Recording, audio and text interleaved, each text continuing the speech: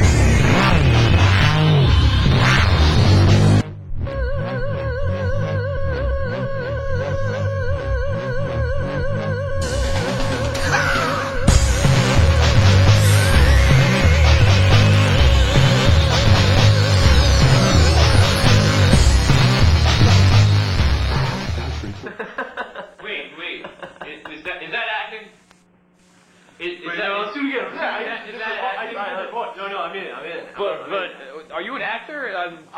That's not really. Is that acting? I did some productions. Yes.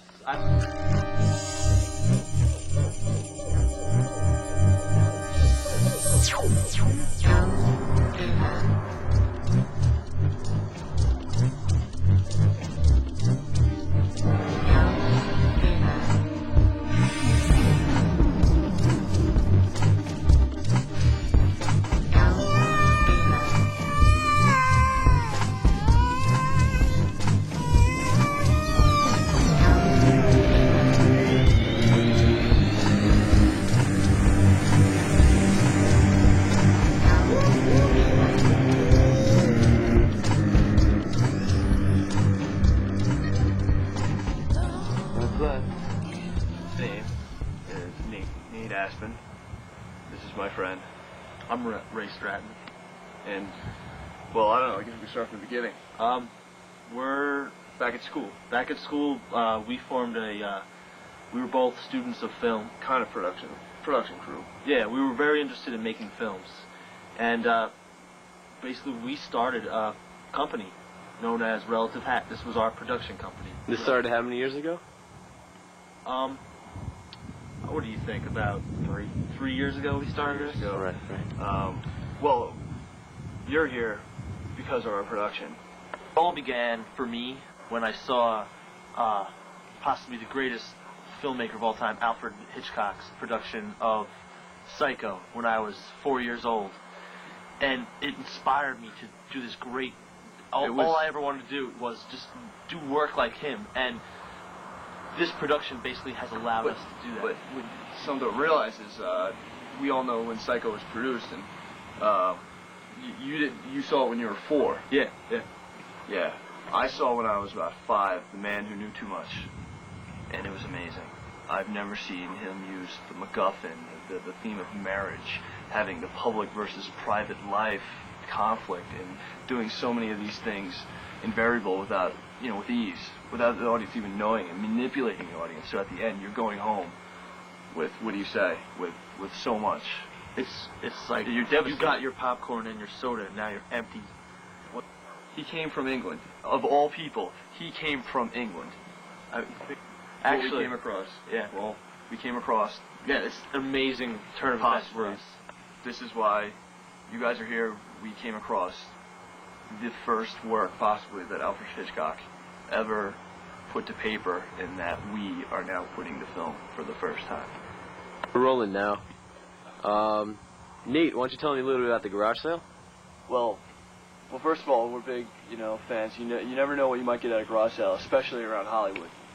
We were out there for a bit, and we came across an old box, and looking inside, and under close, I guess looking at it. Under closer examination, we realized what a treasure chest.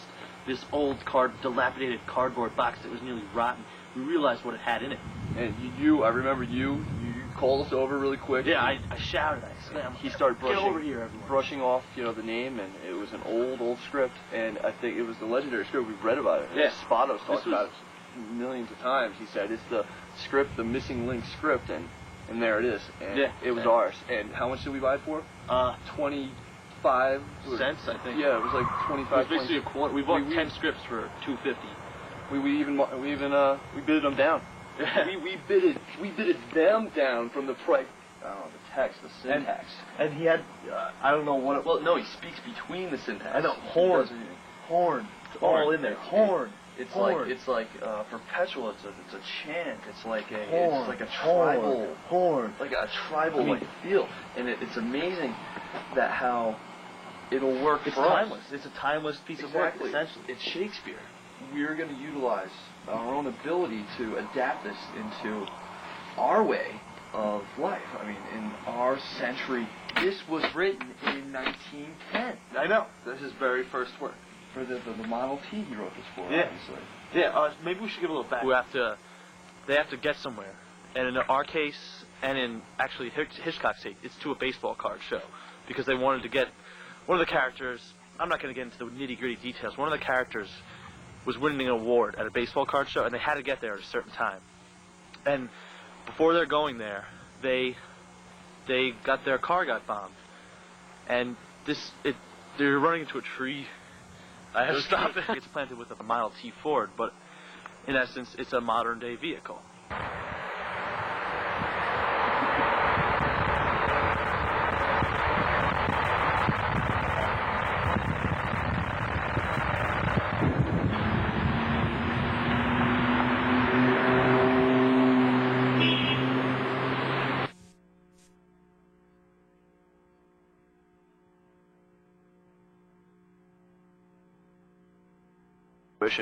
We came across a grant of significant amount of money that we're going to be put to use. How'd you get this money?